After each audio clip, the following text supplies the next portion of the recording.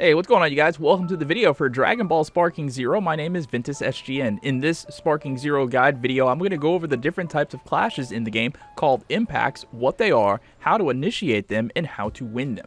If you're new here, please do me a favor and sub to the channel for Dragon Ball Sparking Zero and drop a like on the video. Thanks. Now really quickly, I want to preface this video by saying I have my controls set to standard on the PS5 controller, but I will try to make translations on certain button combinations if need be. And also, shout out to JJ for Life for helping me with the making of this video. He is literally the best person I know who plays Sparking Zero, and you should check out his channel. The link will be in the description. Alright, so the first clash that I'm going to go over is probably the easiest one to initiate, and it's the speed impact, and all it is basically when you and your opponent drag and dash at each other at the same time. When you do that, it almost always results in a speed impact. The impact animation is you and your opponent throwing hands with each other with a revolving camera. How to win this is simple: time the initial input perfectly and then just spam square as fast as possible. If you want a little bit of an edge, you can hit the boost with R2 if you're playing on the PlayStation controller. Boost isn't necessary to win, however, if you notice your opponent's keybar is low, it might be a good idea to use the boost in order to gain the upper hand. The reason being is that when you are in a clash and you use the boost but you don't have the key bars to back it up, you will go into the negative, which will turn your key bars red after the clash, whether you win the clash or not.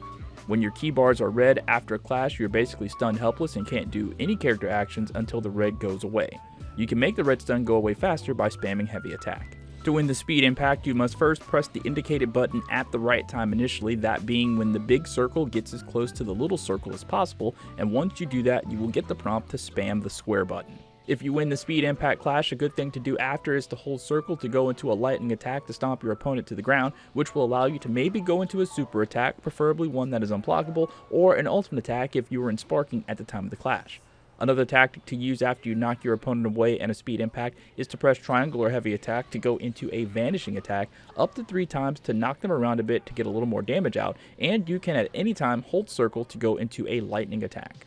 Next is the power impact. This is started when you tech a grab, basically you and your opponent grab each other at the same time. This starts a power impact where you and your opponent are holding hands and trying to push the other one back. At the bottom of the screen, a sort of spiral meter will appear with a bar. Essentially, what you're trying to do is fill this meter to the bar or as close as you can to the bar. You also have the option of boosting here as well. So basically what you must do to win this impact is press square or light attack at the right times and hold it. It is all very time sensitive, so if you start holding it too early or too late, you'll get poor results. Holding it too early will make your bar fill up to the point where it hits the bar and then it goes back down. Holding it too late won't fill the bar up as much as needed. The trick that I found is to hold down the light attack button for a full second, then let go, and then immediately press and hold it again, and the meter should fill up as close to the bar as possible. This timing will probably vary if you're playing on a 55-inch widescreen with input delay. Me personally, I'm on a small gaming monitor with very minimal input delay, so take that into account as well. It will be worth it to practice this in super training for about 20 minutes to get the timing down. Another simple way to get your meter fairly close to the bar is to wait until the bar actually appears, and that's when you press and hold the button. If you do plan to use boost, if you have the key for it, hold down R2 or the boost button as soon as the image for boost appears. This will move the bar back one step. Simultaneously, while doing this, hold square to fill the meter. This will almost always get you close to the bar, especially if your opponent has no idea what he's doing or just messes up his timing.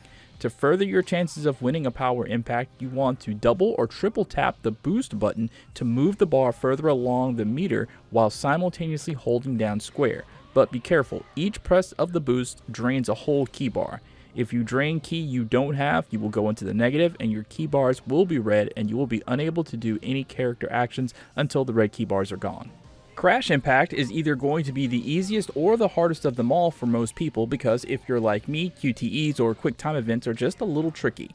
What a crash impact is when you and your opponent both use the step in skill at the same time, pressing X and do a sort of blurry motion towards your opponent.